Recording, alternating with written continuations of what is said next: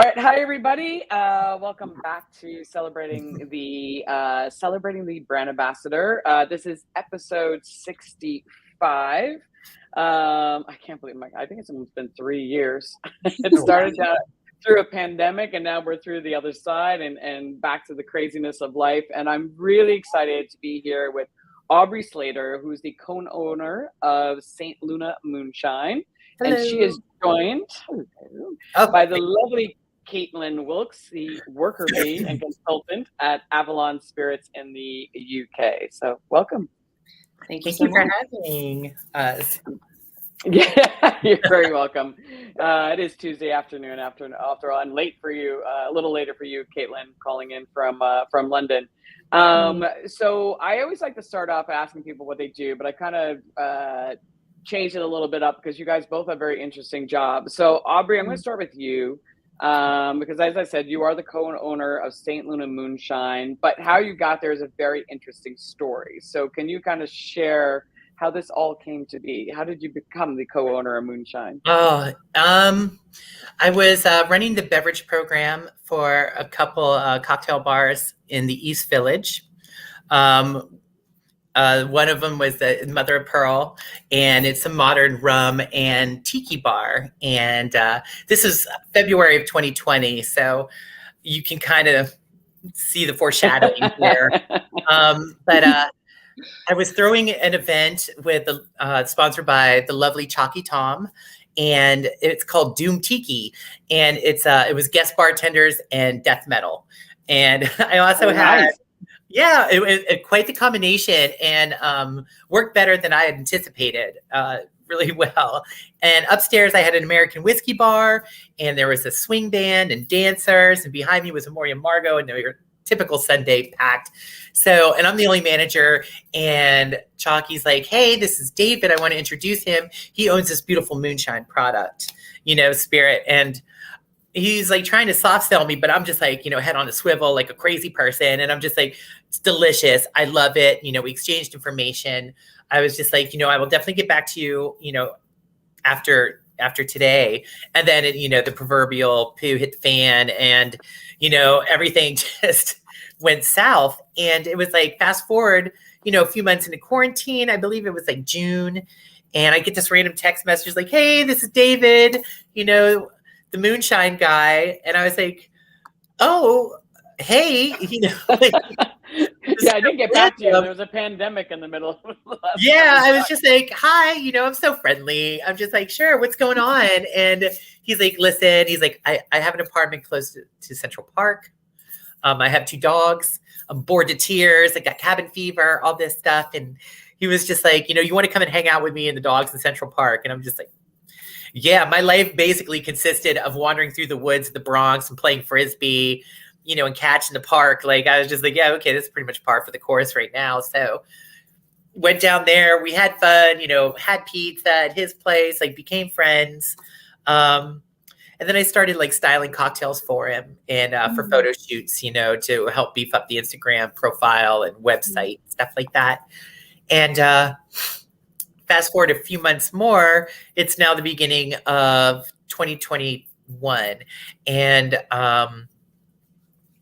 my old boss hits me up, and he's opening up a brand new place, a mezcal and tequila cocktail bar in East Village. And he's like, this will be just part-time, just come in, help set it up, like get accounts set up for the, with all the different, distributors, and help build the back bar, Then he's like, like 5 hours a day, 15 hours a week. And it turned out, I'd get there at like 10 in the morning, leave at like 6 at night. And I'm building the back bar, redesigning, the wells, and I'm hiring and, training the staff, and, doing everything, and I was just like, I'm like, oh, cool. I'm back at it. It feels good. I went from like, I didn't want to go back to work quite yet. I was just like, I was kind of enjoying that quarantine period. And like, there was so many regulations. It's like signing off and spritzing people, taking their temperatures. And I was like, oh, I don't know if I'm really ready for all of this nonsense, wearing a mask at work and rubber gloves. And I was just like, oh, this, that's hospitality to me. I worked in a hair salon, and I've been a bartender, and, it's just like, for me, that everything about hospitality is that personal connection, and not be, just like looking like, some sort of like hazmat material. I was just like, oh God, it went against everything I understood. And so we had done like a soft kind of like introduction to the neighborhood during Valentine's Day, went very well. And then it was like, keep plugging away, keep cleaning, keep, building the cocktail menu, hiring all that other stuff that comes along with it. And then along comes David, just like my current business partner now, just ready to throw that wrench in my machinery and asked me, he's like, hey, I'm going to Pittsburgh, which is where I lived before moving to New York, and worked in some fine dining restaurants there and built up a good, relationship with the bar community. So I was like, yeah, I'll go back. Plus my mom's from that area. I was like, I'll kill two birds with one stone, see mom, see friends, help David. And we opened up like 8 accounts in 2 days, and we're sitting. Nice. Yeah, I was just like, wow. And it's so funny, like how my role has changed, how I've changed like as a salesperson. Cause back then, I'm like in some suburb of Pittsburgh, and I'm just like, here, do you mind if I jump behind your bar? Just like showing them how to make drinks with our product. And, I'm just like, oh my God, what was I doing back then? I'm just like this, Hey, it worked. You landed 8 yeah. accounts. I did what I knew how to do. I know how to jump behind the bar, and I know how to make cocktails. I don't know how to sell anything yet, so I'm just like, I didn't have to, I wasn't part of the company. I was just there as an assistant. Mm-hmm. And on the way back, we're sitting at a diner, and he's like, hey, he's just like, you're respected in your field, like people love you and you're well known in the bartending, arena. And he's like, basically needed my like street cred and, and a professional in beverage making. And I guess saw the potential in me as a salesperson, and asked me if I wanted to be part owner and help him build this company. And all of a sudden I'm like 2 weeks away from opening up a brand new cocktail bar for one of the most respected bar owners in New York City. I'm just like, oh my God, why now? And I sat down, this was Ravi, and I was like, Ravi, I am so sorry. He's like, you know what? He's like, I love you. He's like, thank you for telling me. He's like, I'm opening up like 3 new places. He's just like, last thing I need is the runaround. He's like, thank you for that. He's like, I wish you the best of luck, Aubrey. Like, I know you're going to do great. And with that blessing, I was just like, here we go. So that was 2 years ago. It'll be 2 years, I think, in April. So wow, congratulations. Yeah, right. I know. Fell into this one. I'm just like, woof.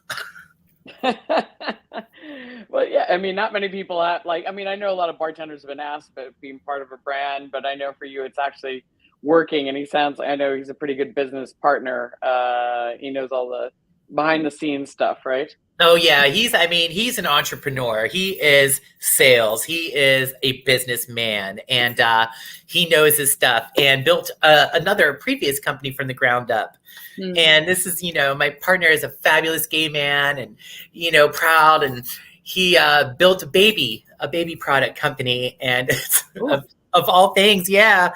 And he was, I guess that had come to fruition, and, a third party investment company came in, and the culture had changed. And he was like, you know what, I'm not really into how this is, running anymore. Like, it kind of like the fun was gone, the real is gone.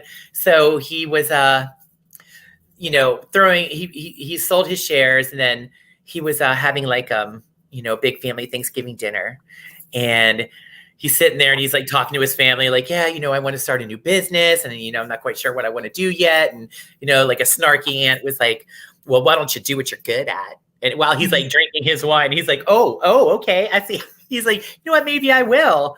And turns out, he was talking to his former business partner.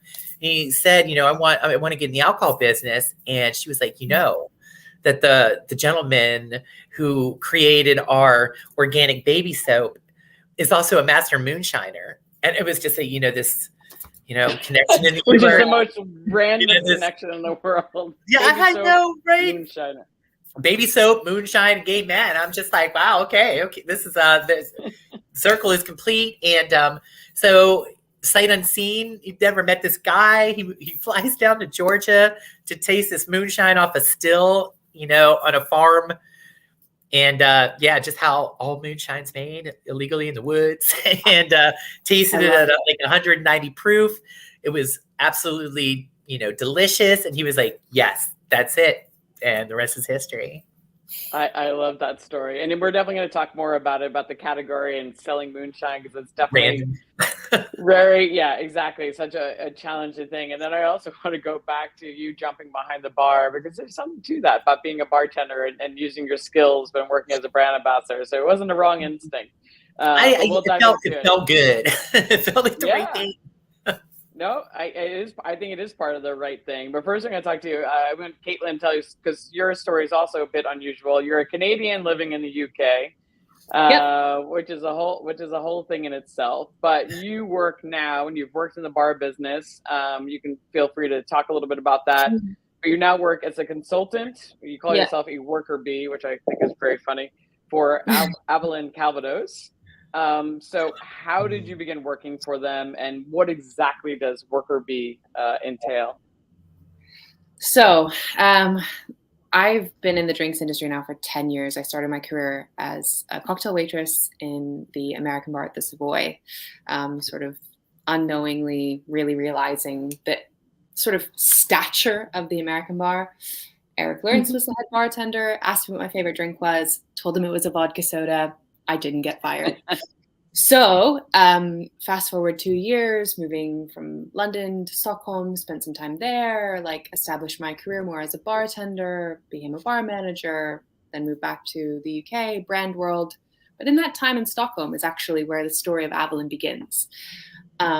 Because I had met Tim and Steph, our founders of Avallen, in World Class, because Stephanie was the global brand ambassador for Tanqueray and Tim was the global brand ambassador for Bullet.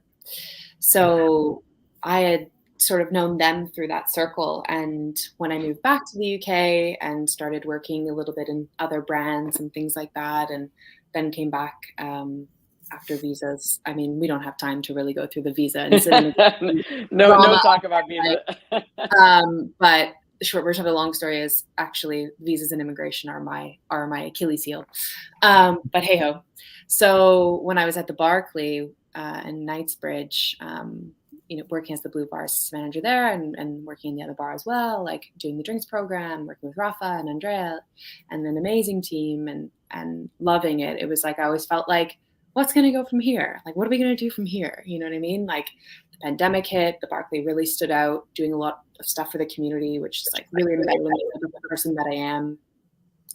But ultimately speaking, it was I still miss this sort of brand world. I had a taste of it when I did a 6-month stint with Seedlip when they first launched as a non-alc spirit, which has totally revolutionized the sort of non-alc category. And say what you will about it, alcoholic, non-alcoholic, it's a hot topic. I am here for it.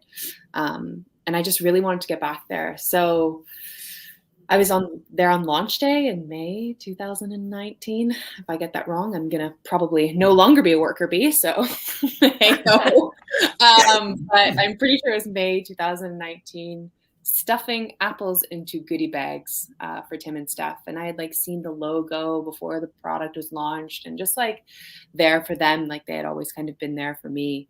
And during the pandemic, I sort of did some digital content for them, try and helped a little bit on Instagram, just great chat and connection with both of them. And really just was look, ever a day you need someone to help with this, just call.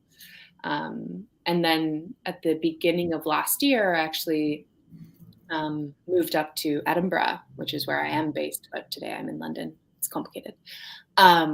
Traveling with work all the time, but so I'm based up in Scotland, and I actually started working for an independent luxury English gin brand that was made in Surrey, doing global advocacy for them. So I was flying everywhere and going everywhere and having an amazing time.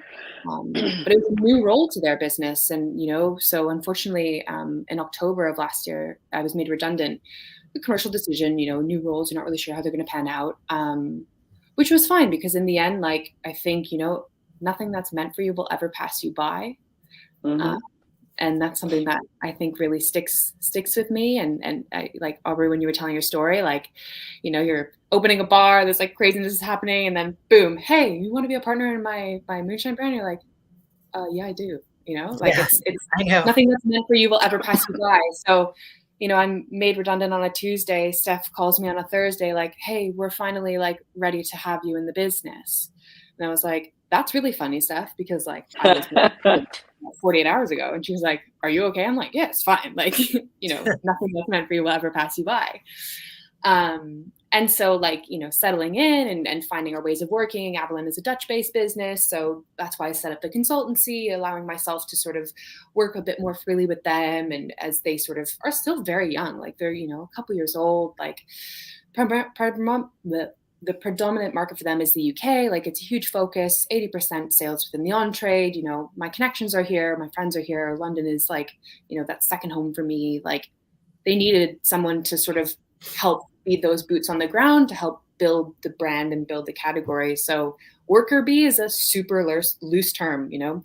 Actually, Tim told me the other day, and I always seem to forget, but now I'm glad that I remember that all worker bees are female, I think. So interesting. I didn't know that either. Makes love sense. that. I know. That. I mean, it makes sense in this situation. Yeah.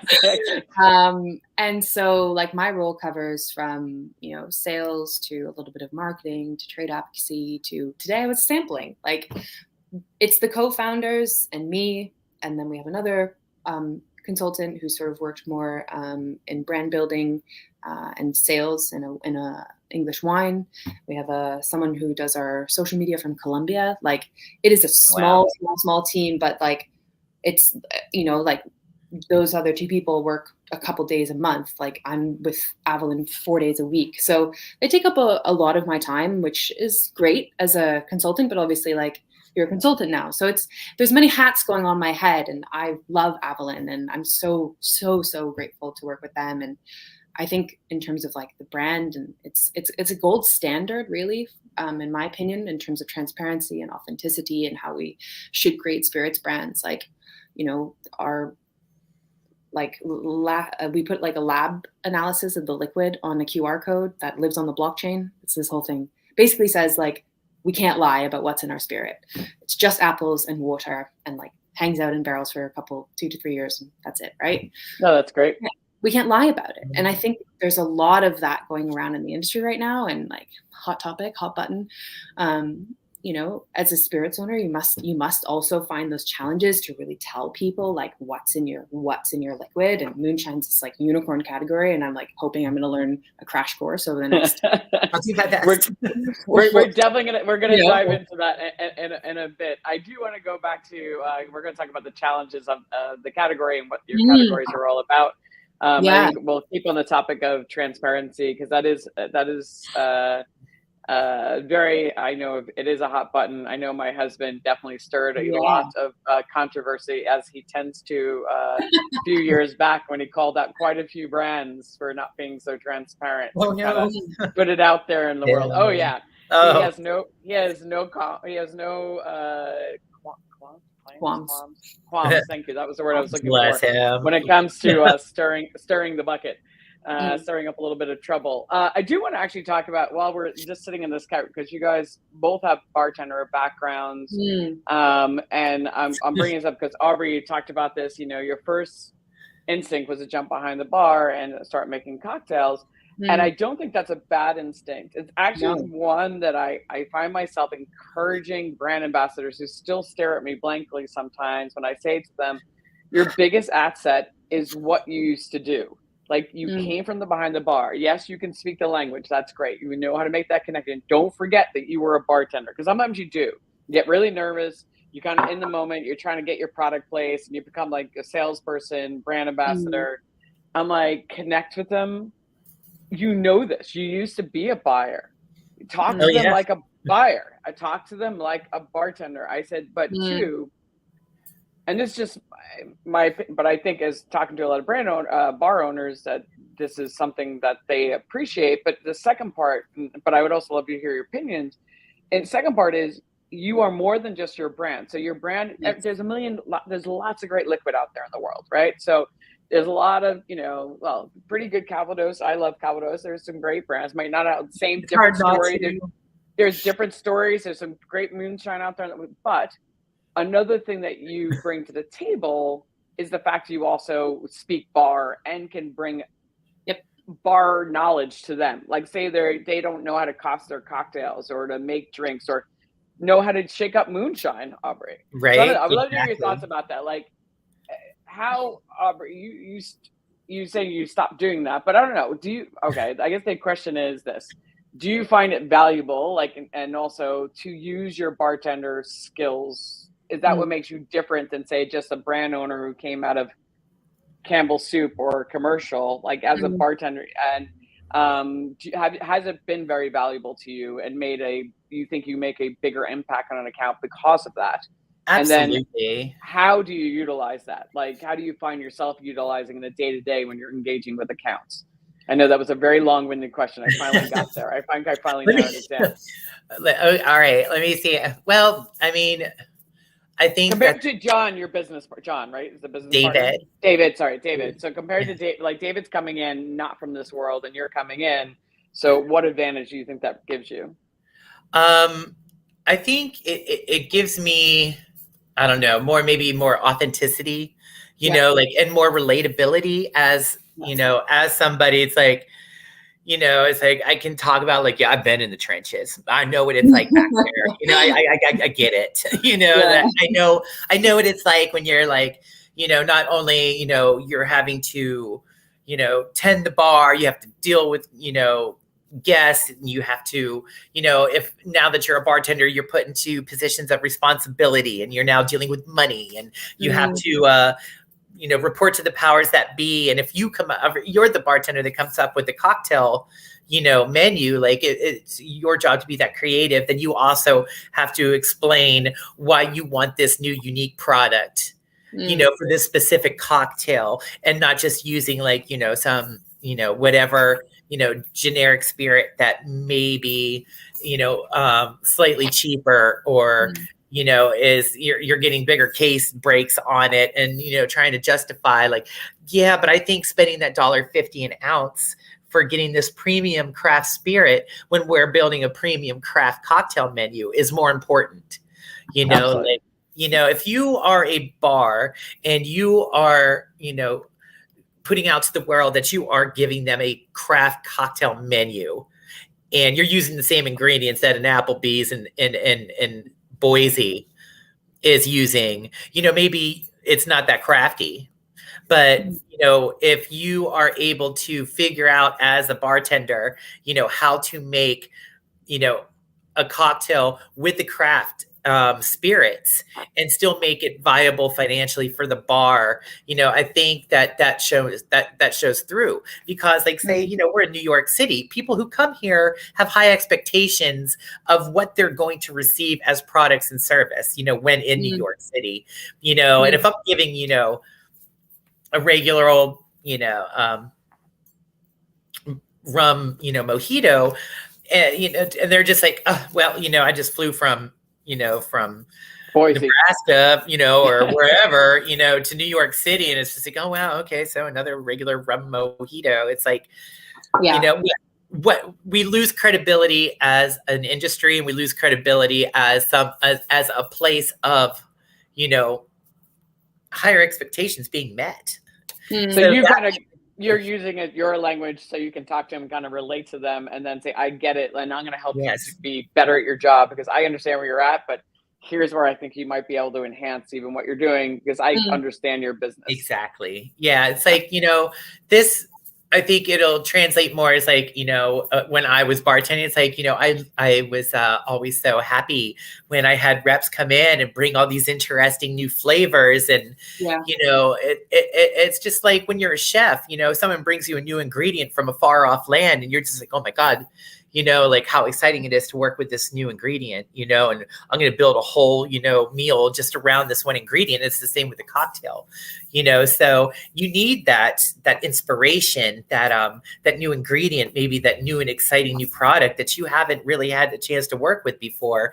And, you know, it's like you use this craft spirit and let your imagination flow, you know, enjoy that creativity that it comes with, you know, and I can talk that up. Like, I would like to do this with this ingredient. I could make this cocktail with this ingredient, and I could see it working in a booze, you know, forward stirred cocktail, or a bright floral, you know, citrusy tropical drink, you know, and I can paint them a picture of the I think that's great. variety of cocktails that you can make with this product. Like, look at all the possibilities. It's just like, that's what I bring. No, I think that's a great quality. And I just from having you have this conversation, I realized you were a very nice buyer. You're one of the buyers. I'm at least on the outside, I'll give you time, but. Yeah, exactly. Give it time. And for you, Kaitlin, I mean, what do you think the benefit of having that background, and how do you use it on a day-to-day? I finally got there in the end, the question I wanted to ask. No, I mean, look, it's super important to be able to sort of like talk that language. It's very interesting. Like here in the UK right now, we have like quite a situation, but like, the blue chip brands are walking in and paying listing fees on cocktails. So the small independent brands are really being like marketed out. And it's, I don't know, maybe it's because I work in a small brand. I'm like, I don't get it. But also like, I've been on the other side making cocktails and being like, oh, I really like this independent small gin that's made in the north of Sweden, so I'm going to put it on the menu. Or I really like this whatever, like, artisanal tequila, blah, blah, blah. Like, I think those things like the big brands can coexist with the small brands. Like last night I did an event with all the big brands and we were the only small brand, and it was amazing. And like, to be supported and come together, like that's the way we should sort of be working. So I find it challenging these days, to be honest, to really sort of have that conversation you're having, Aubrey, because even though I'm bringing them sort of a new flavor, it's not a total new flavor to them, but I'm saying like, hey, why don't you look at every way that you would put apple in a drink? Like, here in the UK, people are like kind of still going on about apple martinis or apple mojitos, like always kind of a thing. And it's like, why are we putting vodka in these drinks, apple juice in these drinks? Like, why don't we, suggestion, try Calvados and Avallen, that it's like tastes just exactly like biting into a fresh apple. And we're like, oh, right. So I've just like read on the drink strategy. That's weird. Be like very familiar. We have an apple mojito in the drink strategy. Is it like my world-class entry cocktail? No, but it's about bringing those familiar flavors. Like, we need to get people to reimagine apples in a way that fits into their bar programs and makes them excited to work with it. And I'm not going to go walk into luxury hotel spaces and suggest an apple mojito by any way, shape, or form. But it's even in the conversations that I have in our off-trade situations, like today in sampling, talking to people about, apples and Calvados. It's a whole other market. So it is just about sort of using that skill set and knowing how people are drinking. Like, they're still drinking espresso martinis here in the UK. They're still drinking pornstar martinis. How can we sort of reimagine those experiences with Calvados? Have you swapped vodka for Calvados in your espresso martini? It's delicious. From a fruit plant. Hello. We sort of reimagine the pornstar martini with rhubarb and apple and vanilla, like, and topping with cider instead of Prosecco. Like, it's, it's all relative in that sense. It's just really working with familiar flavors. And I'm sure that that's probably something you do as well, Aubrey, is like trying to find those flavor combinations that are really popular amongst what people are ordering and working into your strategy, right? Like, if people are ordering things with lemon in them, then you're like, okay, great. Let's make sure we have something with lemon in our drink strategy so that people are, so it's paying attention to those trends as well. Like, data is important, like the blue chip brands spend loads of money getting the data to build their drink strategy above that. We don't have that money, so we have to get creative and go online and read the articles and sit in bars and be authentic. Well, blue chip to you, like, just to the rest of the world, I'm assuming you're talking about the Diageos and the Bacardis. These big guys who I love. Coming in handing $50. I didn't want to mention the names. I'm just like, the big boys. You can mention whoever you want. What are they going to do? They are. You're going to come after me. They're going to come after me. I love that's their job. They're allowed to do that. Yeah. And look, but it's very hard for you. Oh yeah, absolutely. Without them, like, look, Bacardi Legacy is what sort of gave me the biggest insight. It was the one of the most valuable learning experiences I have ever had as a bartender, as a professional. It is what made me want to be in the brand world. It was creating a whole story about one bloody cocktail, right? And, having gone to the global finals, like, it was this whole trip of like, so I have so much time for the big guys because I made my career. Exactly. But Creativity is important. Small brands, creative spaces, reviving categories, creating categories. Like this is important, right? But you learn by the pros that the big guys hire. Yeah, absolutely. But that leads me to my next question, which you kind of already started talking about, Kaitlin, which was, you guys are both working in two categories. Not even the fact you're competing against a big brand.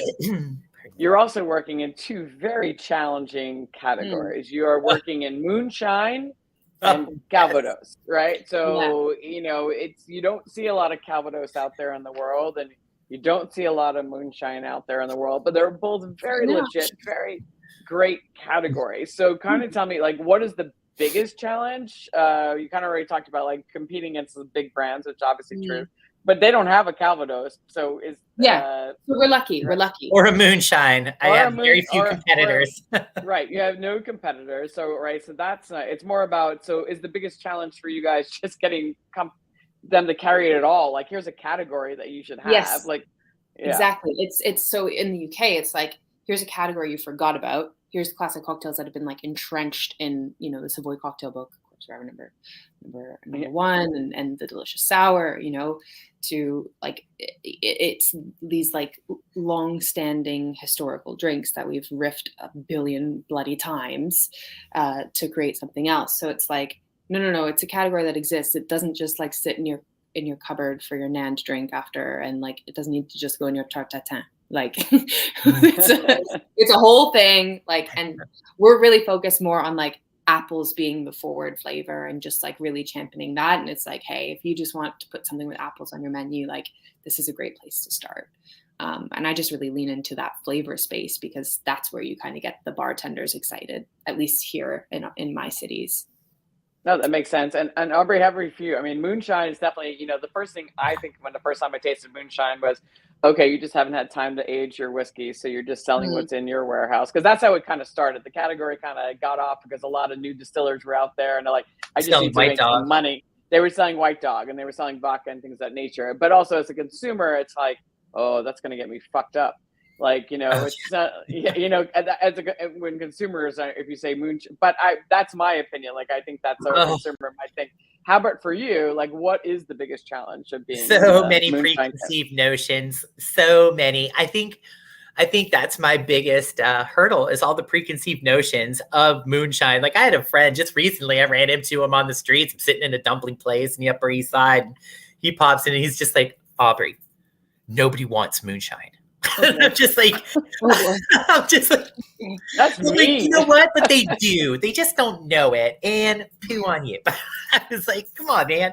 Sorry. But, it's just like that's not constructive. You're like, okay. Yeah, I know. No one wants Moonshine. I'm just like, well, they do. They just don't know it yet. And the thing of it is, it's like people have these preconceived notions like, oh, Moonshine's made by the light of the moon in the woods by hillbillies and overalls. And it's a very low brow, low class, very colloquial, rural, something that's just, kind of like low class. And, people also know it as something that is of, poor quality, that is just like corn liquor, like a White Dog, grain, alcohol, something that, as soon as you open that mason jar, like the vapors are going to peel the paint off your wall and you're going to be out there, barking at the neighbors. And, it's just going to be this like crazy experience. It's going to burn. It's not quality. And, I bark at my neighbors even when I don't have Moonshine. So just think of the movie Law. What is that movie with Matthew McConaughey? Lawless or something? Or and he's barking at his neighbors. Oh, I don't know.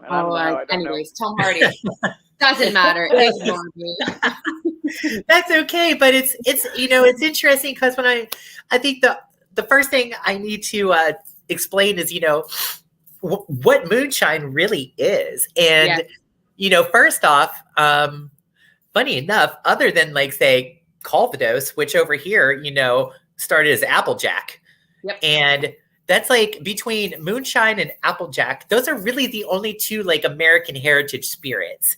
Rums come from the Caribbean and the French. And like all the whiskeys are UK, roots. And bourbon. Agaves are south of the border and sugarcane and all this stuff. And it's just like so I always describe it, it's like jazz. It is this free form expression at the will of the artist. And at its basis, moonshine is any spirit that is made illegally, without consent to the government, no taxation, no regulations. That's what moonshine is. And once you understand that, then you can understand that moonshine can be made from anything. Like if you're a farmer and you got a peach orchard, at the end of the year, you got a surplus of peaches. Like, I'm going to throw that in a fermenter, and then I'm going to distill and make a peach distillate, make an aquavit. In other parts of the world, it's got cute little names like aquavit and, brandies and, grappas and stuff like that. And here it's moonshine, but you can put anything, elderberries, corn, wheat, apples, if you want. Ours just happens to be molasses and rye. And in itself, that's another, like, those two ingredients, are rarely found together. And that's another like challenge that I have is like, not only do I have to sell them moonshine and get them, to understand what moonshine is, because for us, we have decided that, we're basically creating our own spirit category with premium high-end moonshine, because when it first came out on the scene like 10, 12 years ago, it had that option, of kind of creating like a premium spot for it where a craft cocktail program could use it. But no, they opted for mason jars, fill it with pickles, maraschino cherries, apple pie flavor, give it a goofy label. Like no self-respecting, cocktail bar is going to put that on their back bar. And then all of a sudden, so is this now garbage? So education the way that you kind of tackled this? It's the way forward. Education about our categories, about our liquids. Like it is the way forward, especially. Amen. It's just like once you realize what it is, and it's like, plus like when I tell people it's moonshine, and then they taste it, I know what's coming next. That it's so strong, and I'm just like, what? I told you it was moonshine. You anticipate, you're already, it's in your head that this is going to be like, paint thinner. And I'm just like, if I were to say this is moonshine and give you a warm glass of vodka, you would have the same, like guttural, reaction to it. And I'm just like, taste it neat. No, yes, it is 100 proof spirit. But, when you go into a cocktail bar here in New York, like you ask for a rye whiskey, chances are they're going to grab a Rittenhouse bonded. Yep. And then all of a sudden it's just like the bartender's like, oh, yeah, you're right. I would. And now 100 proof doesn't sound so strong. And then I'm like, as a alcohol professional, if I go to taste, like if I'm going to taste something and do it like a professional, if I'm going to taste scotch, I want a little distilled water in it. I want a cube. I want that water because any cocktail, as you know, once it's shaken or stirred, is 25% diluted with water. So because it opens it up, it gives it that flavor. It lets loose those molecules. And same thing is going to happen when you're tasting it neat. Like just try it neat, get that flavor profile, put a rock in it, see how the alcohol performs once it's opened up, and you really get to taste the different ingredients and enjoy the aroma. Well, Aubrey, how do you find, and I think, Kaitlin, you talked a little bit about this before, which I thought was great, because obviously getting people to drink, it's because nobody's ordering moonshine off the back bar. It's like nobody's ordering Geneva. Not yet. Getting it into cocktails is key, right? Just to get it. Amen. That is the goal. Liquid to lips. And Kaitlin, you talked about something before, which is a strategy I used to use to kind of overcome a challenge. Because believe it or not, as you call it, the blue chip guys, back in the day when I was the brand ambassador and mixologist for Don Julio, Bullet, Ciroc, the whole reserve, the luxury portfolio for Diageo, nobody knew who those brands were. I couldn't get anybody to take Bullet in or Don Julio in, or they were like, what? It was Patron, it was other brand, like it was, you weren't in the, and for a while, craft spirits, nobody would touch Tanqueray at all. They were like, no, we want the small craft gin. And all the bars kicked Tanqueray out for a while. It was very interesting to watch. Scared the crap out of the CMO. I was like, don't worry, it's going to pass. And it did. They were like, Tanqueray is a great liquid. But anyway, I don't want to judge it. But one of the tactics that I would use, and you touched about this before, Kaitlin, was looking at trends. What is selling? how are people drinking it? So what are the classic cocktails, obviously, but then what is another brand that is also doing well? So back in 2005, 2006, it was Saint Germain. So I would just make, I was the bartender's ketchup. Right. So, well, Still is. It still is, but I would make just whatever cocktails. If I was having a problem getting Don Julio, I would just make a Don Julio cocktail with Saint Germain, or I'd make a Tanqueray, and then they would sell. It would put on the menu because the owners would be like, "Yeah, but nobody knows the brand, so they're not going to order it." I said, "But they do know Saint Germain, so they're not going to order it because of the Don Julio. This is 2005. Now they would." I said, "But they are going to order it because it has Saint Germain, and I would also make it a really pretty color." And I was like, "It's going to sell because it looks good and it's got those two things." It's familial. So for Aubrey, for you, are yeah, I was going to say, and Kaitlin, you talked about this. I don't know if we wanted to expand anymore because you're looking at trends. And for Calvin, like, what is your signature? Like, what are you pairing it with now these days? Like, so we are sort of suggesting in a highball, Avallen and tonic, Calvados and tonic, Calvados and ginger ale, sort of split 50-50 on who wants to drink it either way. I know in like my home market, like Canada, no one would ever drink it with tonic water. The US doesn't like tonic that much either. So they would maybe even have it as a highball with soda. Like I would probably see that happening, but I'm not sure they would be too pleasantly indulged by the dryness of it. So I think ginger ale would be quite key in those international markets. But here, those are our sort of long serves. But as I said, it's using those, like if I were to send you the drink strategy now, you're reading names that you've heard before. An Avallen espresso, an espresso martini, an Avallen mojito. Like I did not reinvent the cocktail wheel here. Like right. Yeah. I mean, but it's getting to use classic. It's as you said, Aubrey, before, you're updating their classic. Because if you came to New York and you just got a regular mojito, but if you got a moonshine mojito or a Calvados, it would be like, oh, this is something different and unique, right? So okay. Yeah, we actually, since we're a gay and trans owned brand, we have the Homojito. So coined by my partner. I was just like, oh my goodness. But you'd be surprised. Sales during Pride for sure. I think that's awesome. But that's also even names are make things like different. It's like, oh, I'm gonna get something. It's a fun experience. So the biggest challenge I think you both identified was nobody knows what your stuff is. So it's educating them, and then the second challenge is getting them to understand how to consume it, right? Yep. Absolutely. Yeah. And anything else that's and just lack of money, is that the third? Or maybe not lack of money, small budgets, I should say. Yeah, small budgets, but like big ideas, big agility. Like we want to do something tomorrow, we want to try it. Okay, fine, let's try it. Like let's do it. And just kind of like jumping in 2 feet with excitement and being able to be that sort of agile, younger, smaller brands. Sure, mistakes can sometimes be made, but that's, only in failure is how we learn, right? And a lot of people are so scared to accept that and really get down on themselves. I certainly hate when I make a mistake. But bloody hell, like I'm not going to move forward in my career and my life at all if I don't sort of reflect on those things. So it's about that agility. It's about that like small budget, mighty idea. Okay, how can we make this work? Bringing in like-minded brands. Like we do a lot of stuff in the B Corp space with other B Corp brands, and it's working together to build that category. What's the saying? I keep fumbling over my words. Partnerships with some lovely brands that are smaller and do in the same arena that we are. It's like strength in numbers too. Plus this is a brutal job. Like it's people are just like, ooh, brand ambassador. It's like, but we're like a lone wolf.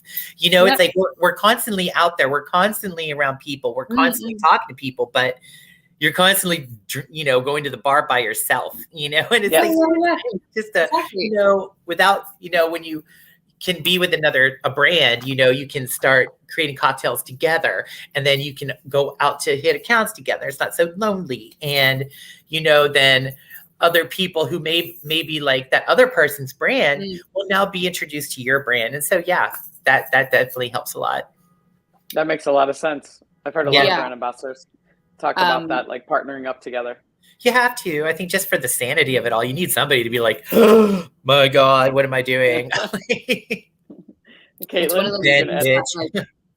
those things that exactly that I think I said yesterday, like rising tide raises all ships or something like this. Like, amen. Like we're in the category of brandy. We're trying to get, our local guys here are, press people to include Avallen in the brandy conversation, Calvados in the brandy conversation.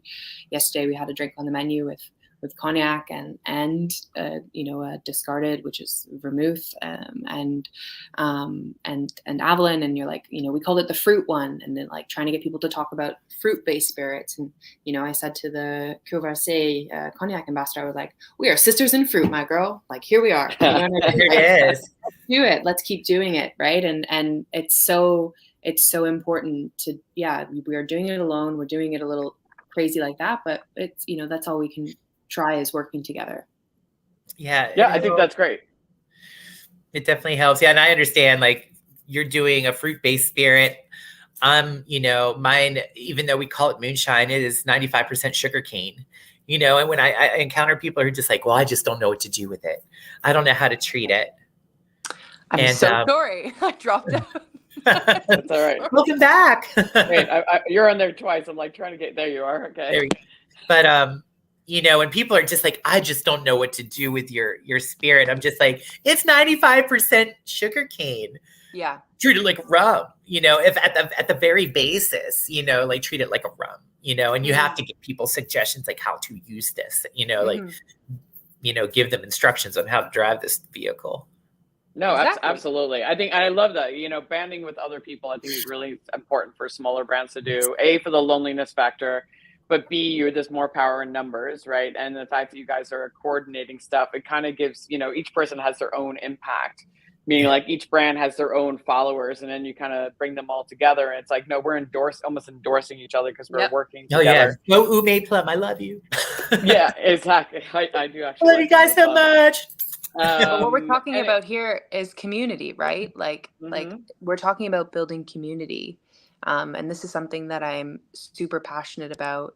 And I just think, we're starting in now with a new wave of employees, new younger bartenders, new younger space. Like, I'm sure you might be feeling the same way, Aubrey. Like, it is a young, it's new people on the scene. We have to build that community. We have to bring them in.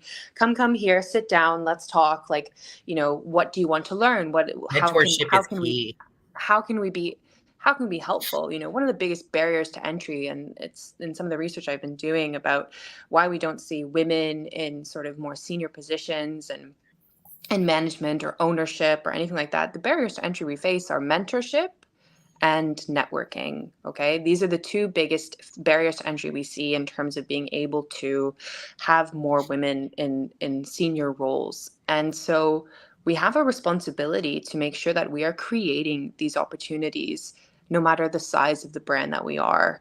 And I think that the most important thing we can do as a small brand is be the leading charge of those things. Because then suddenly the other guys are like, wait a second, these people are thinking a little bit differently, or they're doing something that's against the grain, but we like it and we want it. And then suddenly that'll be like, the whole full circle of like, again, the rising tide raises all ships, doesn't it? Oh, yeah. And no one, it's like when you are a small brand, it's interesting because like you go out and you work so hard at bringing familiarity to your product, and a lot of the big boys, as far as like, cocktail bars that are, pushing for that, top 50 cocktail bar, they'll wait until you're like finally established, and then they'll be like, oh yeah, we discovered St. Luna Moonshine. Yeah. And you're just like, yes, sure. Yes, okay. You did.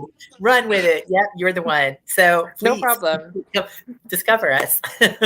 Yeah, discover. But no, I love the idea of community because I think it is important. And you're right. I didn't know those were the two challenges about, for women rising up in the industry.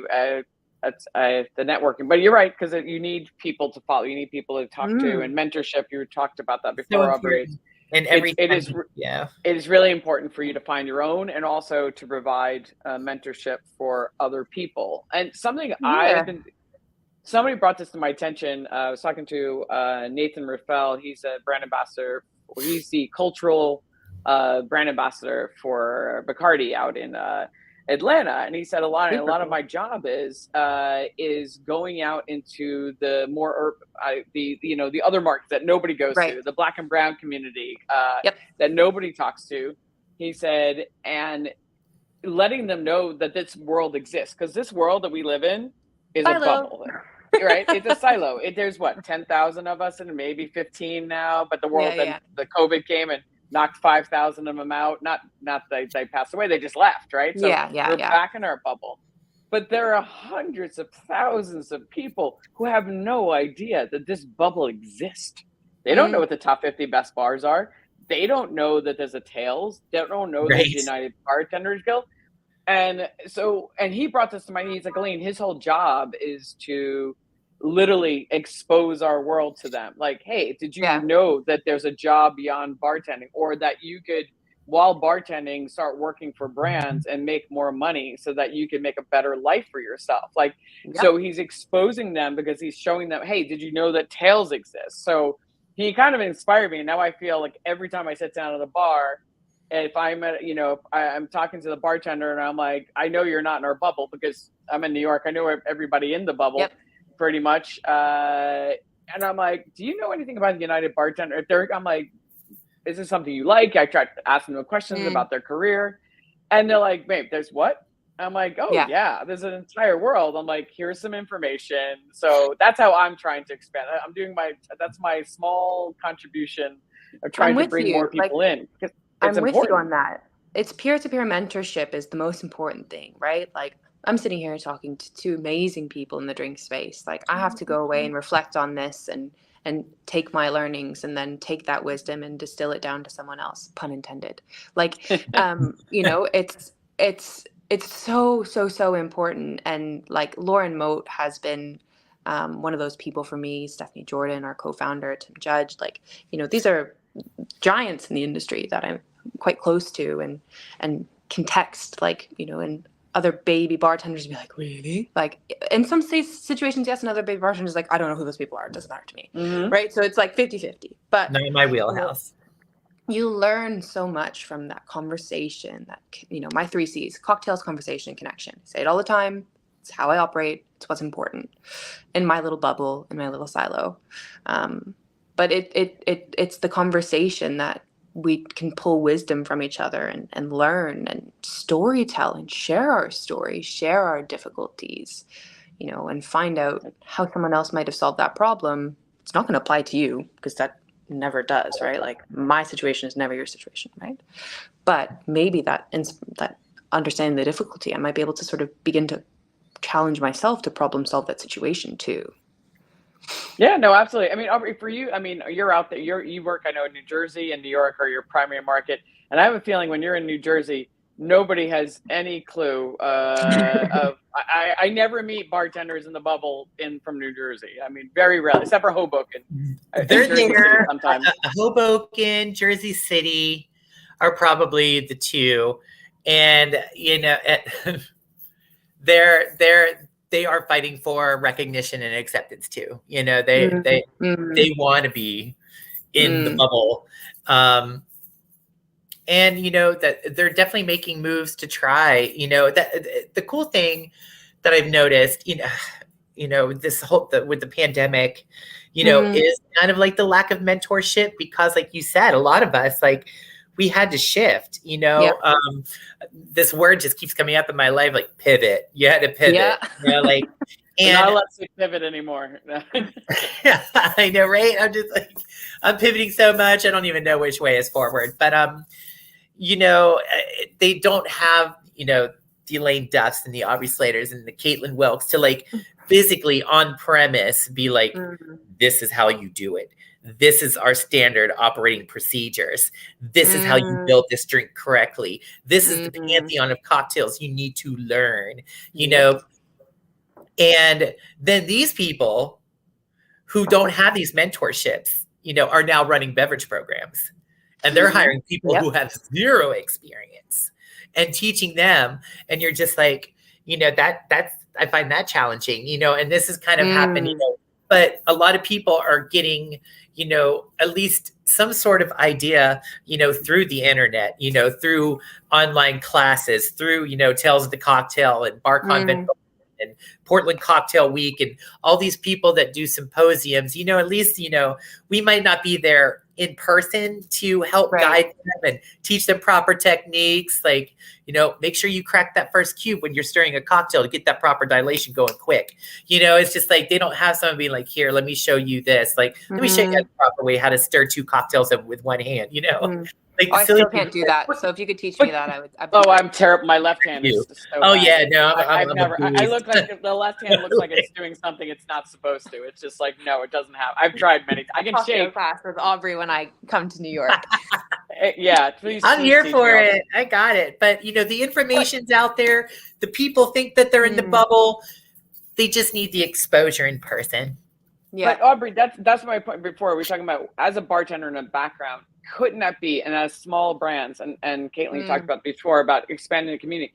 That is something that you can do. It doesn't cost you any money. It just costs time, right? Yep. So imagine, because if the big brands aren't paying attention to these guys because they're not in the top 50, as a small brand, that's where we're going. The advantage, advantage could be is hitting those accounts that nobody else is hitting, but they're still very worthwhile. They're doing nice numbers. They're doing probably, but then teaching them how to stir and crack the ice to get more dilution, whatever, and holding those classes, because that's just your education. It's like, I think, and Kaitlin, I think you're expanded by it, is where you can bring an advantage and have kind of find your niche outside of the big brands. It's like, no, I'm going to do this, and they're going to remember this. Like Kaitlin, Aubrey only has a moonshine. I didn't even know what the fuck moonshine was, but also she taught me how to shake with, stir with 2 hands. I need to make a hotline. Right. Call me for moonshine advice. And call me for moonshine advice and how to stir with 2 hands. But like, I'm going to bring that brand in because she's investing in me. Yep. Because I think that's the biggest thing. You're investing in them as people, and I think that's something that small brands can do better. Absolutely, without a doubt. I'm always offering my help. Like I'm just like, listen, even if you don't buy my product. I love this industry so much that if you need help with cocktail menus, my cell number's on the card. I don't have any, no one's ever actually taken me up on this offer, but I'm just like, listen, I love to do this. This is what I do. Like, this was my passion. It's what kept me in the industry for over 20 years. Like, and like you keep saying, like the rising tide raises all ships. And I'm just like, even if you don't buy St. Luna, you want to pick my brain. You want what's up here in this attic of 25 years of storage space, and industry knowledge, by all means, please. I am always available, but it's amazing how few people, will take advantage of that. I have a few that are just like, hey, what would pair well with this? Like, I'm working on this cocktail, be like, oh my goodness. Yeah, let's work on this. Like, I love a puzzle. I love a challenge. It's so important. Kaitlin, what is Avallen? I know you guys do you have programs that you guys are running to kind of expand the community? So like right now we're focused on our 8-point plan to sustainability, which sort of gives the tools to the bar communities to sort of improve sustainability from the lens of like actual change, from like banking with banks that aren't investing in fossil fuels to, keeping your ice wells tight and small and full of crisp, cooled ice that, that it's not just draining water all the time and you're not getting shitty small ice at the bottom, to, engaging with the community, having conversation, like really trying to like get people to use their voice, tell their story. But at the same time, like we are co-founded by a woman. So, Steph and I will sit and think like, what is the wider space and scale? Do we create a La Femme du Bar like Saint-Germain did? Do we have that budget? I don't think so, but what, maybe we do, like, as we continue to push and sell, of course, these opportunities will change. As I said, like, do we operate in the space of supporting us, other small brands as well? Like, we're so open, so willing, so just trying to think and take it as it comes. And sometimes, sometimes having a plan is great, but like Steph's favorite saying is like, culture eats strategy for breakfast. So we could sit down and like write all the strategy out and like, I like this. Think all got the, a good lot think of all this one-liners. thing, right? Like think all this thing. And then you're like, yeah, but culture is not that. And, the more I think about it, the more I'm like, yeah, people will behave. Like tequila and mezcal are always going to be the cool, trendy bartender thing, right? Every bartender's got an agave tattoo, like this, that, and the other, right? The new pineapple. So I'm like waiting for the first person to get an apple tattoo. It's only been like Steph, but I don't even have a tattoo I've myself. seen artichoke tattoos. like, but it's really important, again, like that whole, to spend that time in those smaller communities. Like, time is the greatest thing we can give to anyone. It's the most valuable thing we have. How we spend our time is, it's everything. So I don't mind spending 3 hours with 6 bartenders a week, let's say, for whatever the math says that doesn't make sense. I'm tired, I apologize. But what I'm saying is, if I invest in 6 bartenders slowly, one at a time, versus 6,000 in a wider advocacy program, I feel like those 6 bartenders will tell another 6. Tell another 6. Yeah. Tell another 6. Jesus had 12 apostles, right? Here we are. So here we are. No, there's a fitness rule, and I talked about this a lot this week, called the 80-20 rule. And so you'll get 80% of your business. 20% of your accounts will give you, or 20% of your, the people you concentrate. Those 6 bartenders will give you 80% of your business. So, the 80. I'm a big, because you don't need to spend that kind of time with every bar or every account. But there are some that are worth it. They're the ones you give 80% of your time to, because they get it, and they want, when Aubrey offers her, knowledge, they're like, I want to learn from this person, and I want them to come back in. And Aubrey, and you're not alone. I offer, and a lot of people don't know how to take advantage of other people. They take advantage of their information. They're embarrassed. They don't want to have that conversation.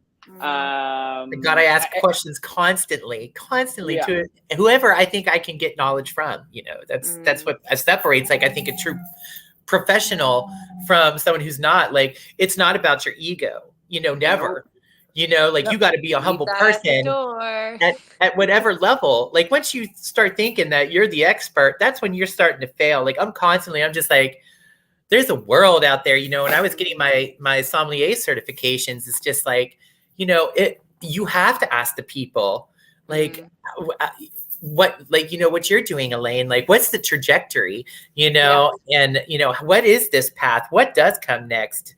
But if you don't ask, if you don't, it's just like, if you don't learn to listen, you don't learn to ask, and you don't ask for help, like, if you trip over your own ego, you're not going to be what you envision yourself currently are, so you're not going to grow. No, of course not. Like, you're going to think that you're fine just the way you are. And you never are. It's the great thing about being a human, is that you are capable of, so much more change. Like, it's constant improvement. Like, let's slough this skin, shed this shell, and let's keep, improving upon what this is. And you're never going to do that if you already think that this is the final version. Yeah.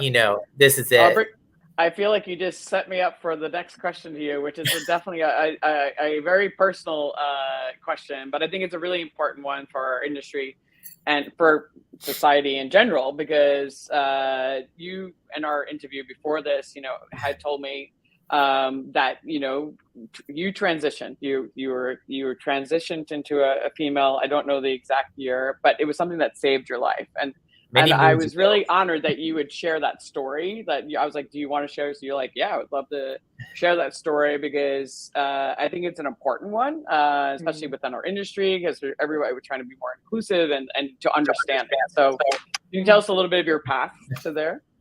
I moved here. I was bartending at a beer-centric restaurant in a mall in Beaver County, Pennsylvania. So please know that no matter where you are in life or in the world, if it's meant to be, it's going to find you. Even if you're at a bar in a mall in Beaver County, Pennsylvania, like, opportunity is going to come knocking, and when it does, you have to be open to it, and I think that's an important thing. Now we'll fast forward to, I was brought to New York by a bar professional who saw, my talents, knew my experience, and was like, I need you. And I came here. Frank, they didn't find you in the beer bar, though. I was going to say, they found you in Bourbon Brand. Yeah. And it's just like, here, no, I wish, in Bachtown Beer and Grill in Pennsylvania, and brought here, and at first it was great, and then it was just like, straight down the toilet so quickly. And I always said when I was younger, growing up in DC, like if I were to ever move to New York, I know I'm either going to end up homeless or dead. And I ended up homeless within a year of being in New York City, but it was a lot because of this, and I was always very self-destructive. This wasn't my body. This wasn't my life. This isn't who I am. So, I did drugs and I drank a lot and, just put myself in horrible, dangerous situations because like, who cares? It's like, I'm just walking around in this, personal prison of mine. And, what kind of life is that, that you're leading? And it wasn't life worth living to me, so I didn't care. And I ended up, I decided I had a do or die moment where it was like, maybe, I didn't know if I was going to carry on, and I was just like, well, I can either try to keep going as this fake person, and, keep my friends and family, the ones who will tolerate me and my nonsense. Or I can actually be me, and really take that leap to being myself and, transitioning, and with the potential of losing all my friends and family because they won't understand. And the world's just, that kind of, have those kind of views. Like we see it right now. Like, I mean, drag queens and gays and trans people are being, Don't. we're becoming illegal, as human beings, which is, a whole different, another ball of wax. But so I ended up homeless and broke and living in the system here in New York City in what they call SROs, single room occupancies. And just trying to figure my way out, and I'm, homeless and starting, transitioning, into being a woman and living in some of the worst neighborhoods and shelters in New York City, like South Bronx and Flatbush and all kinds of other, neighborhoods. And so it was dangerous. But I, it was worth it to me. I was just like, I've been putting myself in dangerous situations anyway. I might as well do it to benefit myself now, and really fight through it. And while I was like broke and, all this, and my friends, especially like my straight male friends would be like, well, why don't you just get a job in a gay bar? And I'm like, oh yeah, I guess, I could. I was just like, they didn't think of the fact that, oh yeah, go get a job in a gay bar. It's like, I have boobs, right. I'm a woman. Just like, you just think that it's just this whole panacea. Like we all just fit so neatly into this little gay umbrella, I'm a trans woman. So just go work in a gay bar. And I'm like, there's nothing wrong with working in a gay bar. There isn't, but it's just like, I've opened up some of the top cocktail bars in the world. I've worked with amazing people. I'm a sommelier. I've ran wine programs. I've worked at wineries, on cruise ships, being the wine director. Like I've done all this stuff in my life where it's like, why would I sell myself short? Why would I sell my community as trans person short and live up to your expectations? Like, this is my time to shine, and I'm not going to, undersell myself because this is what you think I should be doing. You want me to take the easy way out. It's not my way. I'm an all or nothing kind of person. Like, it's either like I'm, going for it or not. It's not, I'm not lukewarm. I don't do anything halfway, I'm full You throttle. don't strike me as that person. Yeah, exactly. Anybody who's ever met me knows, it's like, I'm very much like, it's either this or nothing. And maybe that's the Capricorn in me, that, but I had to prove a point, and I suffered. And, I was just like, I was broke. And I mean, like picking up cigarette butts, like broke, like crazy. And I was just like, oh God. Yeah. Horrible, desperate little Aubrey. So finally I got to the point where I was comfortable with myself, and I was like, you know what? I'm starting to look pretty good, and now's the time. I'm going to strike, and I had to build, you lose so much confidence in transition because it's like going through puberty for the second time. Like you're awkward. You don't feel comfortable in your own body.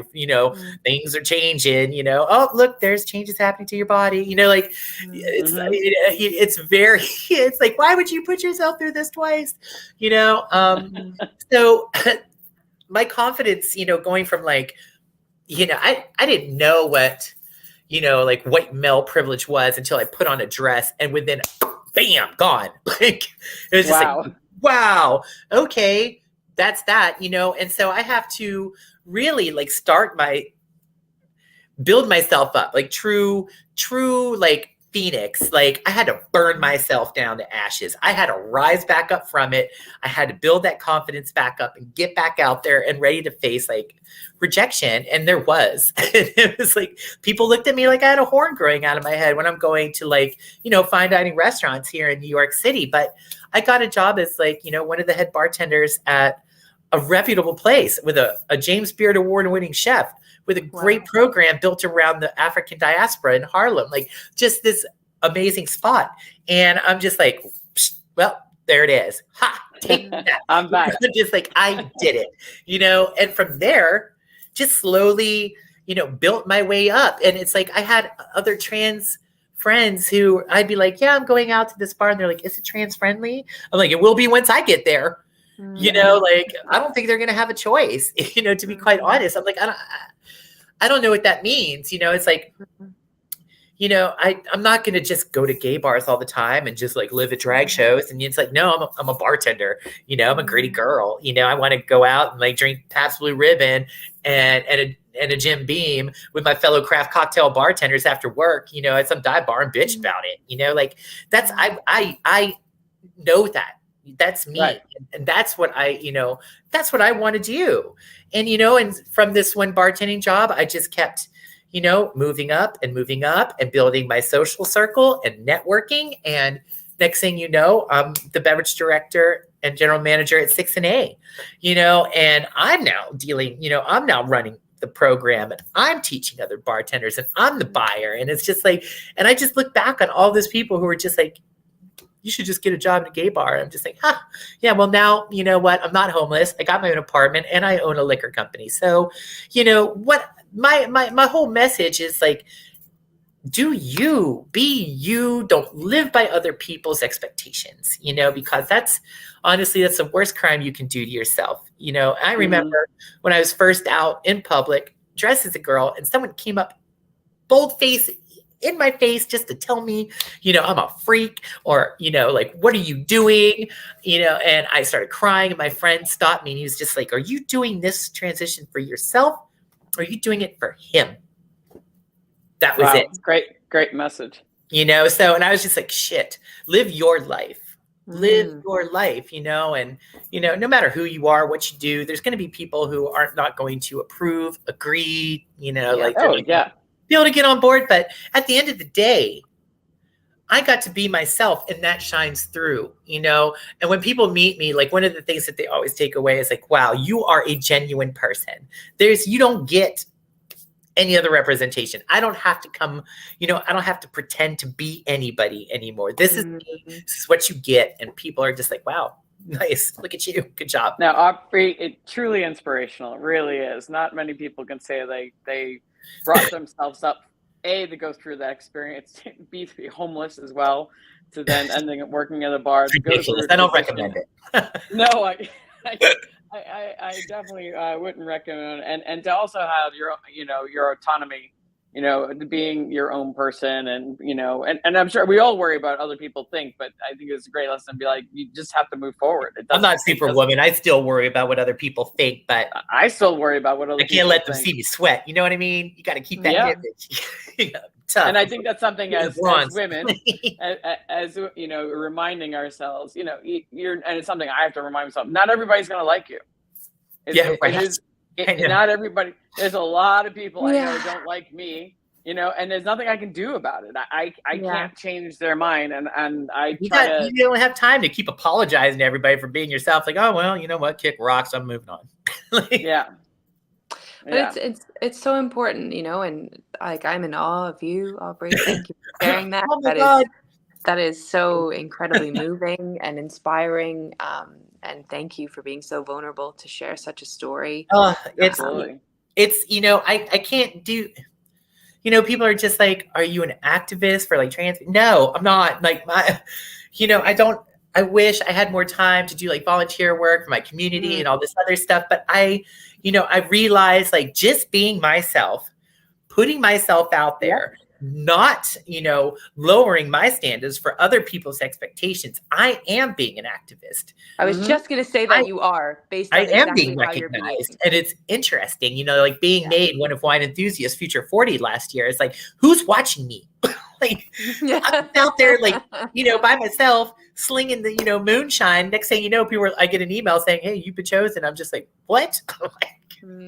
So, somebody was watching, but that exposure, that relevancy, that being seen, that not accepting what, is, not doing what it's expecting of me, has put me into a position of being an inspirational person, just like, even if I'm lazy, like, I'm not really, trying to be inspirational, but it just, that's just, we're in a turning point in society where, someone like myself, I don't have to work too hard to be, to change things around me.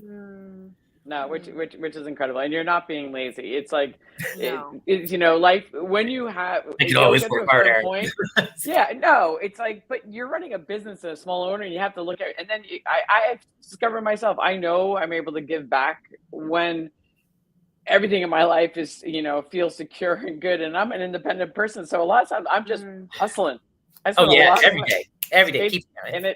But you're there. I'm sure if somebody called you, "Hey, Aubrey, I have a question. Could you sit down with me, for an hour?"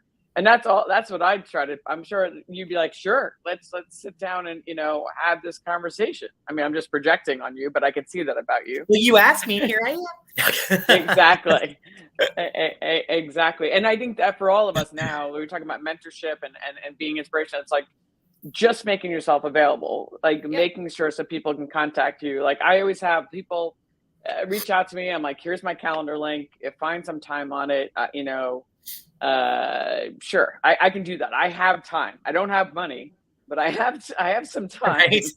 A wealthy in personality and knowledge. Exactly. You can give to someone. It's the most you can give. Sometimes money is not everything, and exactly. Sometimes just listening is worth more than anything. So there it is. Absolutely. Well, I wanted to, because that was incredible. I also want to, because I want to end. I have we're already past the hour, but it's been such a great conversation. I've been enjoying it. Why am I not surprised that would happen? I know. Exactly. We're so cool. So, exactly. So before we wrap up, there's two more questions. And one is, because Kaitlin, you've also had a really interesting career. You've moved to Canada. You talked a little bit about your path, but what do you think has had the most significant impact on your career to kind of get you to where you are today? Yeah, I mean, I think I touched on it a little bit earlier. It was doing Bacardi Legacy in Sweden. Like, when I was here in London the very first time in 2012, and I was working at the American bar, Tom Walker was competing in Bacardi Legacy, and I watched him go through that, and I was like, that's cool. I want to do that, knowing that I would probably never be able to step foot behind the American bar because I was on a visa and there was no time, and cross training and difficulties and all this stuff, and knowing that I'd have to seek that out otherwise, and moving to Stockholm and learning how to bartend properly and having a great mentor in Oscar Johansson, and really starting out from like, okay, how to balance a drink, like how all that kind of stuff, and entering Legacy and going to the global final and like standing on stage and telling my little story, doing my little cocktail thing. And it really defined that sense of like, when you say like lean into your bravery or the things that scare you, or do the things that bring you joy or things like that. Like, that was a moment that I definitely was like, well, what's the worst thing that could happen? Well, you could lose, and I did, and that was really hard, right? Like, you put so much effort into something, and you're like, what do you mean? And you make it so far. You make it so far, and you're like, and then you get bummed out, and then you're like, wait a second, like, you could turn back, reflect again. Like, if I would go back, I would honestly like change the spec of that drink now, knowing what I know. But the short version of the long story is like, it was so impactful because it made me realize, one, this little silo is actually much bigger than just London. It's global. This space of connection and community is huge. When you're authentically yourself, you will find people that are attracted to that energy and want to spend time with you and know you. Absolutely. and you will be able to walk into a bar pretty much in any capital city around the world. If you don't know the bartender, you might know their friend, and suddenly it all just clicks. And this is what I love about the drinks industry. I think it's beautiful. It's a bit magical. Like, it's a bit like a Disney movie they never made. You know, and I think doing legacy was like a huge piece of that. And then ultimately, like, in that same breath, working with Seedlip was also that big thing as well. It was my first brand experience. It didn't work out because of visas and immigration, but it really led me into a world of understanding the importance of like being the leader of change. Like, it was scary. Like, I was a bartender that had just gone around drinking rum for 9 months, and here I was like, have you tried this non-alcoholic spirit? Like, what? You know, like total like, what? Aren't you the girl that like drinks shots of ocho, like Bacardi? Like, yeah, but also like, and that, you know, but moderation, honestly, like, changed my life, changed the way that I think about drinking, and really made me think of like inclusivity in a different way. I mean, it's totally tenfold beyond that now. And see, we had the saying of like, politely at pace, with purpose. And like, I really think those three things like have since come back around. And Claire Warner reminded me of it a couple months ago, and I was like, yes, exactly, Claire. Like, thank you. I loved you now, but I love you even more. Like, you know, loved you then, loved you even more now. And just reminding me of these amazing things. So, you know, it was those two like really intense experiences, and Sweden in general was, I don't know. It's hard to narrow down like top 3. No, I mean, those are There you definitely go. big, and I've heard that before. That works. Competitions are very impactful to a lot of people, and generally are mostly positive, because it definitely, they get you, the networking is amazing. You learn, people have learned to be better presenters because of it. They learned where their weaknesses were that they didn't know that they had, you know, and then they learned what some of their strengths were. It exposes you to a bigger community. So yeah, I said, but no, I think it's the one insight I've taken away from all the CVs that I have looked at. Everybody sends me their bios. Almost about 90% of every brand ambassador that it's successful ones has been in bartender competitions. Like 90%. That's huge. That's huge. I'm Aubrey. I don't know if you've ever entered a competition, but it's not like you were way too busy to be entering competitions. I've done a lot. You know Aubrey what? Need a competition. I haven't. I don't think I have, to be quite honest. Oh no, I'm a 10%er. No, you have your own inspirational story. Yeah, exactly. I think it's but it's just, I just wanted to ask just to double check. You've already shown your other things that you're allowed to, able to overcome lots of challenges that many of us could not. So that alone makes you an incredible entrepreneur. And I make a mean drink. And great brand ambassador. And you make a mean drink. I was going to say, so, and actually the top kind of, what do you think for you going from, and this is the question I'll ask before we do the wrap up question for you, Aubrey, going from being a bartender to a beverage director and a manager, to being a co-owner, learning how to like manage a brand and work on a brand. What was like your biggest challenge? Like, what was the things you're like, fuck, I don't know how to do that, and now you've had to learn how to do that? Well, first off, being in this industry for so long, there was one thing I always told myself, like, no matter what I do, like, don't start a liquor company. Like, it's the craziest endeavor you could ever really get yourself into. You know, like, I just, wow.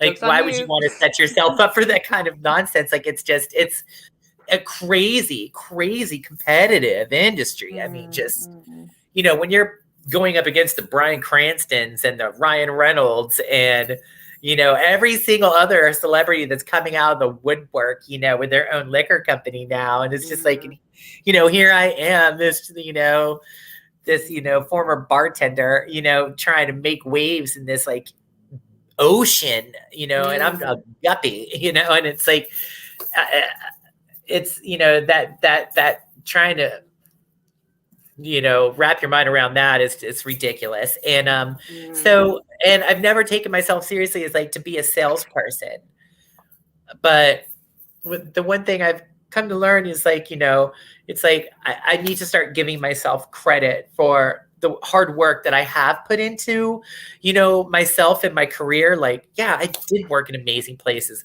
I am an advanced level sommelier. Check the receipts. Check the Yeah, receipts. exactly. It's just like, I have done these things, like when that, Wine Enthusiast Future 40 thing came out, and it's like, it was definitely the diversity, inclusivity year, with like, Indigenous people, Black and brown, trans, gay, and all this other stuff. And you're just like, oh God, did I just win the token award? It's like, am I being looked at, simply because I'm transgendered?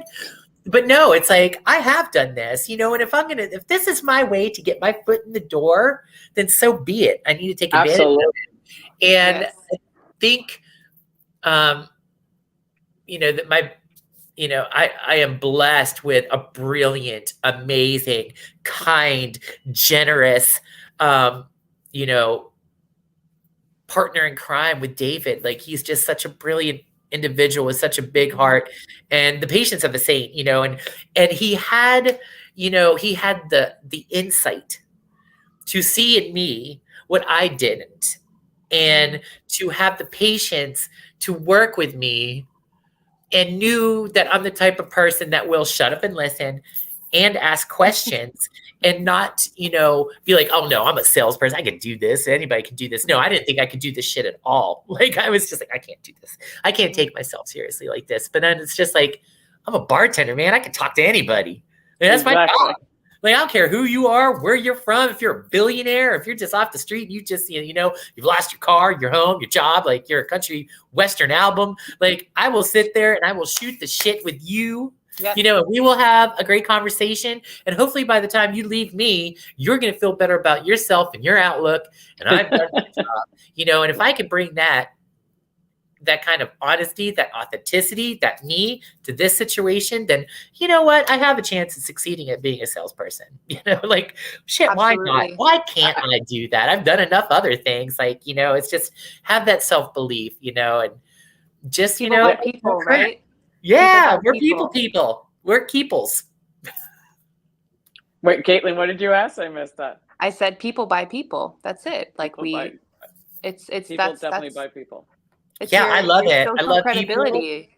Yeah, just be yourself. Just I don't know. It's like Aubrey, you should definitely believe in yourself, and it sounds like you do. But 4040 just found the diamond that needed to be shined on you. That and be like, this person people need to know that you exist. And I think I'm so grateful that they did. And there's an exercise that I had to do. I took a woman empowerment class. So I'm giving this as something, if you're ever doubting yourself, this is something that's helped me.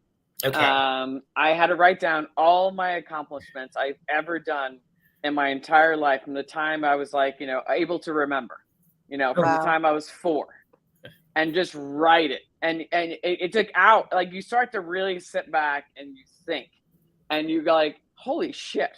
Like, and then it reminds you, like, from the trophy you got or the thing you've overcome. And it's an amazing, impressive exercise, because you start to see, I've overcome a lot. Mm-hmm. I've done a lot of things. I've faced adversity. I've overcome that, or I did that thing, or I didn't think I could do it, and I did. I won, or I achieved it, or whatever it is. And whenever I'm feeling shitty about myself, which is pretty much like once every other day, I look at that list, and I look at that list and I remind myself, Elaine, when you think you can't do it, look at all the other shit you've already done, because you forget. We take advantage of ourselves. Yeah, I deserve to be here. I deserve to be in this spot. So because you've earned it, it's not, it's not a question of entitlement. Like, we're successful because we've earned it. That's what I mean when I say check the receipts, ladies. Like, you've written your receipt down. You know what I mean? My signature on the bottom. Yep. Yeah. And that's it. Yeah. Absolutely. So never doubt when somebody's telling why they're doing it. It doesn't matter. You've earned your spot. Above and beyond. So on that amazing note of inspiration, we're going to wrap it up. with I always wrap it up with one last question, which is basically, it's a hard one, but if there's one important lesson you've learned over your career that you would like to share with somebody else, like something it could be a mistake. You're like, I don't want anybody to ever feel this way or do this thing. But if there's one important lesson that you would like to share with anybody that's either starting in the industry or becoming a brand ambassador, what would it be? Kaitlin, I'll start with you. Please, I know that. I was thinking about this because you were lovely enough to send us a little bit of insight of what we were going to talk about, and I was thinking about this all day, and it's so layered, it's so situational. Here we go. Be curious, ask questions. Kindness is literally the only thing you could ever need. And actually, when you do things from a place of kindness and love and that kind of empathetic space, like, it's gonna be good. And you're not gonna get along with everyone. We touched it earlier, and that's okay. And don't let it discourage you. And finally, if you make a mistake, and you can't have the difficult conversation and it comes around and, that might come up, like, try and take ownership if you can, or take a minute and reflect on what's happening and go back and make peace with that situation and take that ownership or whatever it is. But, just know that only in failure do you learn. I think that's it. Like, it's so multi-layered, like, gosh, yeah, I could go on. That's good. I think those are all great things. Those are all great lessons to learn in life that sometimes you have to learn the hard way. So especially taking ownership, right? I think that's the one thing I teach to my daughter since the time she was little. It's like, you fuck up, it's okay. Everybody does, but don't deny it. Just own it. Learn Accountability. and move on. Yeah, exactly. It's really hard. And say you're sorry. It's really hard, but when you can, you'll come around and you'll take it and you'll own it and you'll move forward. You'll be a better person for it. Absolutely. Aubrey? Live passionately, Yes. Live with passion, live with, a sense of excitement. If this is what you want to do, then invest the time it takes to actually be good at what you do. If, my grandfather always used to say, if it's a job worth doing, it's a job worth doing well, and regardless of whatever you want to do. But, we're here talking to each other because, like, we had a passion for this, for hospitality. We had a passion for the craft. And we didn't set boundaries for ourselves. We were open to the possibilities. You shut up and listen when someone, is talking to you, whether they have something to offer or not, that's up to you to filter out. But keep yourself open. And don't take things too seriously, man. Roll with punches. Have a thick skin and stay relevant. Yeah, have a thick skin. Support the little guys. Stay relevant. Support the little guys. Support the little guys. Exactly. Yeah, exactly. Amen. What? Yes. Drink more moonshine and drink more. I know. And take a chance. Take a chance. Chances are you'll be happy with it, Yes. Exactly. Great stuff, ladies. Well, thank you so much. This has been an incredible conversation. So I really appreciate you guys, both of you, taking your time to spend your Friday with me. And it's been a pleasure. On that note, have a great weekend, both of you. And I look forward to having a drink in person one of these days.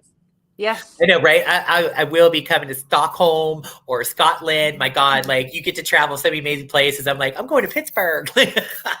I might be in New York. I might be in New York in June for BCB. So let's do it. All right. Perfect. Keep you posted. And Aubrey, you're in my neighborhood, so we have to make that happen. We're getting drinks. That's all there is to it. Sound good? All right. Sound good. All right, Thank ladies. you so much, ladies. Bye, everybody. Thank you. Bye, everybody. Thank you. Take care. Bye.